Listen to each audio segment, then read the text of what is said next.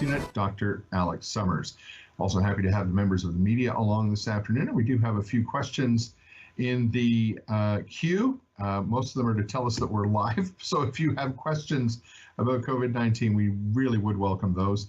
All you need to do is click on the question mark inside the text bubble here on Microsoft Teams, and when you do, if you could indicate your name as well as your media outlet and who your question is for. Finally, a welcome to those who are joining us this afternoon on Rogers Television, as well as the Rogers Facebook page and YouTube channel, and those who are tuning in on the CTV London website. Let's start this afternoon with opening remarks from Mayor Ed Holder. Mayor Holder.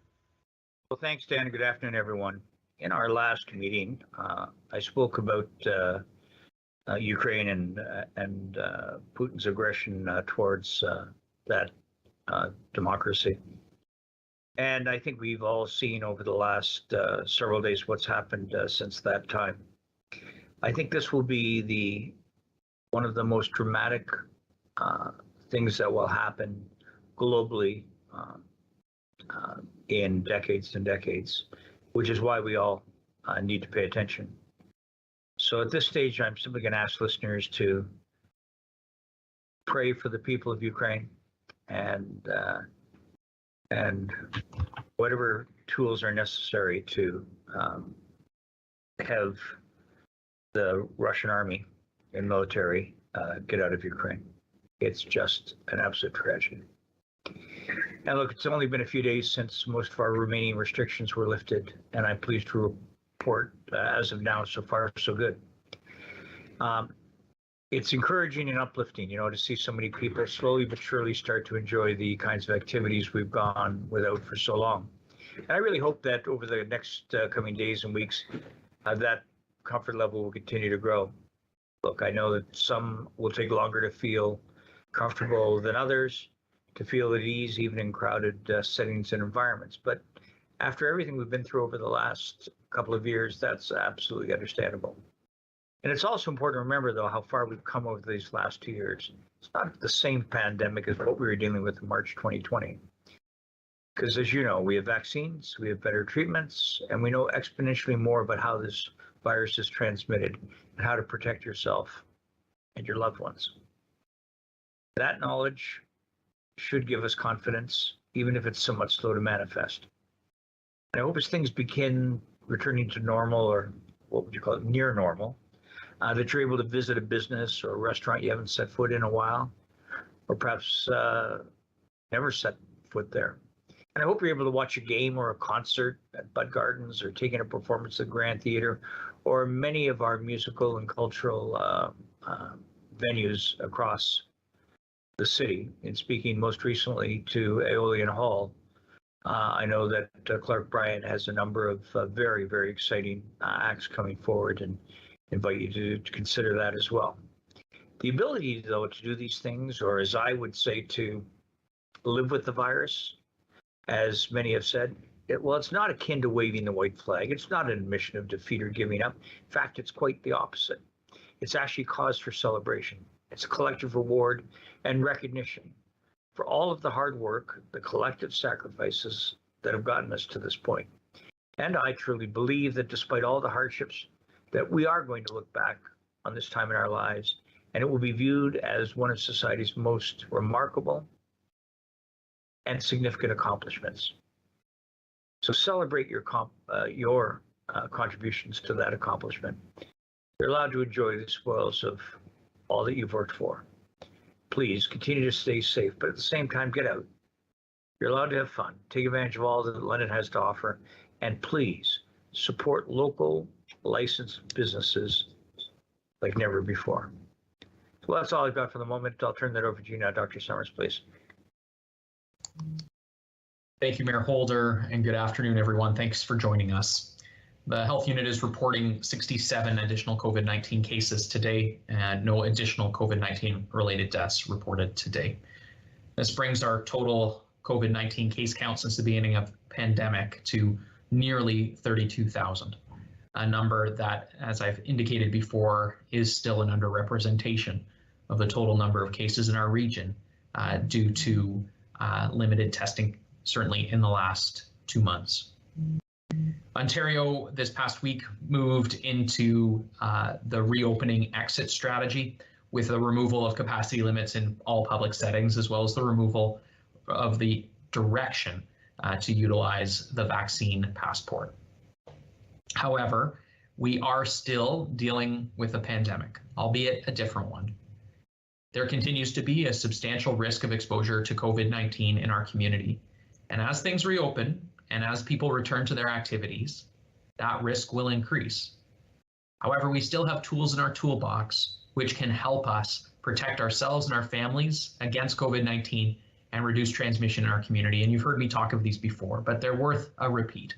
Masking remains a simple and well-tolerated intervention that can protect you and those around you from COVID-19. Wear your mask, make sure it fits, and let's continue to wear those masks well through the spring. Get vaccinated and get boosted. It's easy to find an opportunity to get vaccinated. The mass vaccination clinics in Middlesex-London continue to operate. Visit covidvaccinelm.ca to check for hours, to make an appointment. You can also just walk in. We continue to have expanded mobile opportunities for you to get vaccinated, including a number of community hub COVID-19 vaccination clinics in school. We will host another 24 of these mobile clinics before the end of March, including one that gets underway today at 4:30 p.m. at Académie de la Tamise on Dundas Street. No appointments required at these mobile clinics, and they're an opportunity for people to get their vaccine close to home. Spring break is right around the corner. And with spring break, I would remind folks that even with the removal of the vaccine requirement to attend public settings here in Ontario, a vaccine and up-to-date vaccination for everybody will likely be required in order to leave Ontario and certainly travel abroad. It's not too late to get that vaccine and to get some protection prior to spring break. Make sure everybody who's 5 years of age and older has received 2 doses, and make sure anybody 12 and older has received not only those first 2 doses, but also their booster dose. Now's the time to get that protection. As we travel, your risk of exposure continues to go up. As we sit here at the beginning of March, we are at a low water mark for the Omicron wave. However, we continue to see COVID-19 in wastewater across the province. We anticipate that we will see a resurgence in cases through March. We hope that we do not see a dramatic increase in hospitalizations, but those tools that I've mentioned will be absolutely critical in making sure that this is as risk-free a month as possible. Thanks so much again for joining us, and we're happy to take some questions. I'll pass things back to Dan. Thank you very much, Dr. Summers. And we do have a few questions in the queue. So our media friends who are on the call this afternoon, if you have a question, don't hesitate to put it in. We do know there's a bit of a delay between when we are seeing the questions since you have put the questions into the question form. So again, click on the question mark inside the text bubble here on Microsoft Teams, indicating your name as well as your media outlet and who your question is for. Let's go to those questions right away. And we've got a few in line from Jennifer Beeman at the London Free Press. And Dr. Summers, these are for you. Dr. Summers, what is your advice to people who are nervous about going out now that vaccine passports are gone? How big of a risk is this for transmission? Thanks, Jen. For folks that are anxious about returning to activities in light of the removal of the requirements for people to be vaccinated, I think that's a really understandable concern. I would highlight for folks that it's critical to give yourself the best protection you can, which makes sure that you are boosted and the people that you're going to have the closest contact when you're out and about are also boosted. So for example, if you're going to a restaurant, the restaurant may not require proof of vaccination, but that doesn't mean that the people at your table who are going to be at closest proximity with you and with your masks removed can be vaccinated and should be vaccinated. And so also ensuring that the people that you'll have the closest contact with are vaccinated and boosted remains a critical way to protect yourself. Masking as much as you are able is important as well. And of course, if you're really nervous, there are still some businesses in our region that are requiring proof of vaccination to attend. And so those may be options for you as well. As I've highlighted before, there are tools in our toolbox. We know them, they're readily available to us, they're familiar, they're substantial help to reducing the risk of COVID-19, and that's where I would direct people. In terms of quantifying the risk, Jen, it's a bit challenging to quantify the risk, frankly. What we do know is that booster protection for you as an individual takes you from a 0 to 20% protection against symptomatic infection, all the way up to potentially 60 to 70% or higher if you've really got a good response to the vaccine. So those numbers, I hope, are encouraging for folks to go out and get your booster dose. Thanks, Dan. Thank you very much, Dr. Summers. Let's go to our next question, and it's a follow-up from Jennifer Beeman. Dr. Summers, are you encouraged by the trajectory of cases in the London area? Are you expecting counts to rise as more and more facilities and businesses reopen?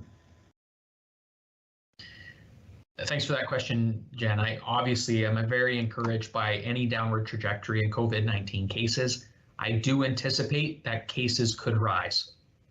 It's hard to know exactly how much they will rise because we don't know how many people remain vulnerable to the Omicron variant. The amount of people that remain vulnerable is determined by how many people got boosted, which we do know, and how many people got Omicron during the last wave, which we don't have an accurate number on because of the limited testing eligibility. As a result, we know that the risk of transmission will go up, but I don't know how many cases that will translate. So I know the risk is going up for transmission, but I don't know how many cases will manifest from that risk increasing in transmission. So we will see. As I mentioned, those personal protective measures that you can take remain so critical because of that increased risk of transmission. Thank you, Dr. Summers. And I am going to mention that we're down to our last question. So fair warning, if you have a question, now is the time to get it in. So let's go to a question here from Jennifer Beeman and Dr. Summers. This is one that I know a lot of people are asking themselves as well. So let me ask you on behalf of Jennifer Beeman. Dr. Summers, booster dose uptake appears to have plateaued in the London area. Access to shots is pretty plentiful now. What do you think accounts for the lagging uptake? Thanks, Jen. Yeah, booster dose uptake has certainly plateaued in our region, and I think there's a few reasons for that. One is that the concern about COVID-19 for people who are younger is decreased because of the protection that people know they have from those first 2 doses. And it's true. The risk of hospitalization if you've received 2 doses and you're under the age of 40 is very low. And that's great news and speaks to the remarkable success of the vaccine. And so for some folks, the benefit of getting that extra booster protection against symptomatic illness is just not as strong, and therefore the incentive to go and get vaccinated for them is just not as strong. That's one of the reasons why I want to emphasize that symptomatic COVID infection, even if you don't end up in hospital, is still a big deal. It's still something that'll put you on your back. It'll take you out of your activities. It'll make you feel very unwell. It puts you at risk of lingering symptoms, and it puts you at risk of transmitting to others who may be more vulnerable. So for people who are under the age of 40 who've had 2 doses who are saying, why would I bother getting a booster? Even if I get it, it's not going to be that bad. My response would be, but why wouldn't you want to avoid something that's sort of bad? And the reality is that the risks of the vaccine are extraordinarily minimal, bordering on infinitesimally small. And as a result, the benefits of getting vaccinated and getting boosted, notably, are profound. And that's why I got boosted. And that's why I've strongly encouraged everybody in my life to get boosted as well. I think another reason is that right now, whether you're boosted or not doesn't dramatically impact what you can do, with the exception, I think, in the future of being able to travel. But even at this stage, that's not necessarily a limit. And so I think that incentive to get vaccinated is also no longer there and may explain some of the lagging uptake at this time. Our response to that is to try and remind folks of the benefits, trying to remind people of how safe this vaccine is, trying to make sure the vaccine is available where people are. You're going to see us really out and about with our mobile clinics. We're going to start going back into some malls. We're going to make sure that we're visiting schools where we haven't been before. We're going to try other sites to just make sure we're available so that for folks, they're walking by, hey, today's the day I'm going to do it. There's no excuse today. That's what we're aiming to do. It's going to be a slower climb, though, and we recognize that here. Thank you very much for that answer, Dr. Summers. Let's go to our last question, and just came in from Christy Lee Varley at CTV London. Christy Lee asks, Dr. Summers, because of limited testing, how will we know how bad things do or don't get after March break when it's presumed people will gather and travel? Thanks, Christy Lee. Yeah, great question. The key thing in all this is that even though we have limited eligibility, we still have a consistent group that is eligible to be tested, that is getting tested. And so we can watch trends within that sample of people who are tested that will let us know, relatively speaking, which direction we're heading in. We combine that with hospitalization data, percent positivity data, hospitalizations, et cetera. So even though we don't have the absolute number of cases in our community, we know the relative increase and decrease of cases. And so we'll be able to get a better sense of the impact of the reopening measures that went into place on March 1st, as well as activities around spring break.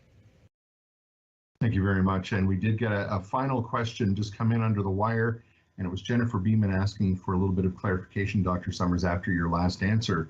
And you talked about the health unit looking at a return to malls for vaccination. And Jennifer asked, what malls and when? Thanks for that question, Jen. Yes, I alluded to things that are still being planned. We will be there, but those plans have not been finalized yet. Our focus for March will really be on our community hub vaccination clinics in schools, and we'll be transitioning to additional clinics in the near future and expanding our mobile options. And we will be sure to communicate that broadly and widely when those plans are finalized. Thank you very much, Dr. Summers. And that does bring us to the end of our questions for this afternoon's virtual media briefing. Thank you so much for joining us, and a big thanks to Mayor Ed Holder and Dr. Alex Summers for, as always, your insights and your information as well as we continue to navigate the challenges associated with the COVID-19 pandemic. That brings it to the end of today's virtual media briefing. We will be back on Monday, the 7th of March with our next virtual media briefing at 2 o'clock. We hope you will join us then. So between now and next Monday afternoon, have a great rest of your Thursday. Have a wonderful weekend. See you Monday, and so long for now.